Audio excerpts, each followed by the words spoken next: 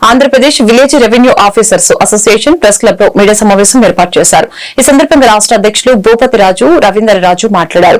13 జిల్లాల అధ్యక్ష కార్యదర్శులు రాష్ట కమిటీ సభ్యుల సమావేశం ఏర్పాటు చేయడం జరిగింది. రాష్ట్రంలో కూటమి ప్రభుత్వం రావడం సంతోషంగా ఉందని చంద్రబాబు, పవన్ కళ్యాణ్ శుభాకాంక్షలు తెలిపారు. కూటమి విజయంలో ఉద్యోగులది కీలక పాత్ర. పోస్టల్ బ్యాలెట్ అత్యధికంగా ఉద్యోగులు ఉపయోగించుకున్నారని, గత ప్రభుత్వం ఉద్యోగులకు రావాల్సిన బకాయిలు, పీఆర్సీ అమలు వంటి అనేక అంశాలు నిరాశపరిచాయని తెలిపారు. 164 సీట్లు వచ్చాయంటే ఉద్యోగులది కీలక పాత్ర చాలా ఉందని తెలిపారు. కేఆర్ సూర్యనారాయణ ఉద్యోగుల హక్కుల కోసం గవర్నర్ ను కలిస్తే కొన్ని భజన సంఘాలు ఆయన్ను ఇబ్బంది పెట్టారని, భజన సంఘాలకు సలహాదారులకు భజన చేయడంతోనే కాలం గడిపారని తెలిపారు. ఈ రాష్ట్రంలో ఉద్యోగులు గత సంవత్సరం నుంచి రాష్ట్ర ప్రజల్లో చైతన్యం తీసుకురావడంలో కీలక భూమి వహించారు. ఎందుకంటే ప్రభుత్వం దగ్గర పనిచేసే ఉద్యోగులు అటు ప్రభుత్వానికి మంచి చేయాలన్నా, ప్రభుత్వానికి చెడ్డ చేయాలన్నా ఉద్యోగులు కీలక పాత్ర.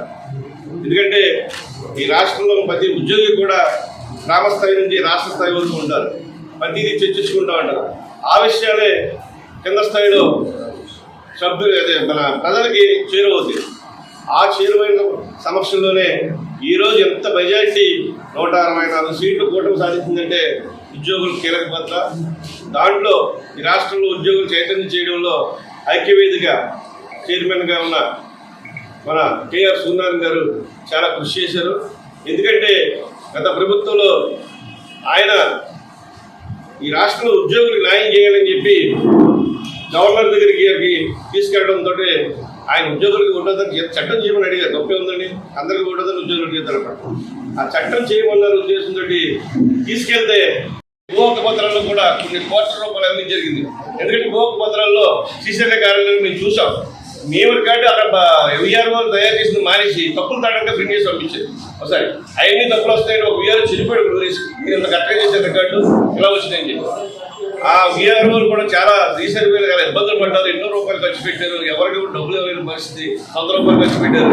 అక్కడక్కడ కొంతమందికి ఇప్పటికీ ఇబ్బంది పడుతున్నారు. అందువల్ల రీసర్వే మీద మనం క్షమించాలి. భూహక్కు పత్రాలు కూడా పూర్తిగా రద్దు చేయాలి. ఎందుకంటే ప్రభుత్వాలు మారుతూ ఉంటాయి. ప్రజాధనం దుర్వినియోగం అవ్వకూడదు. ప్రభుత్వం రాజముద్ర ఉండాలని చెప్పి ఆ రైతులు కోరుకుంటున్నారు. ఏ ప్రభుత్వం వచ్చినా కానీ ముఖ్యమంత్రి కూడా లేకూడదు. రాజమండ్రి కూడా అతను సొంత భూమది నా కూడా అతను కూడా తప్ప ఎవరు కూడా అంతే కొంతమంది వ్యతిరేకించారు. ఆ విషయంలో మీరు తీసుకెళ్ళి అధికారులు ఎవరు పట్టించుకునే పరిస్థితి లేదు.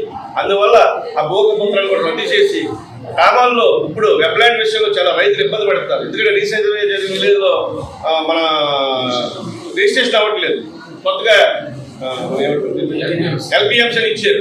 ఎల్పిఎంతో రైతు పొలం అమ్ముకోవాలంటే కనుక ఎకరం అంటే ఎకరం అమ్ముకోవాలి, 6 ఎకరం 6 ఎకరం అమ్ముకోవాలి. కానీ 1 ఎకరం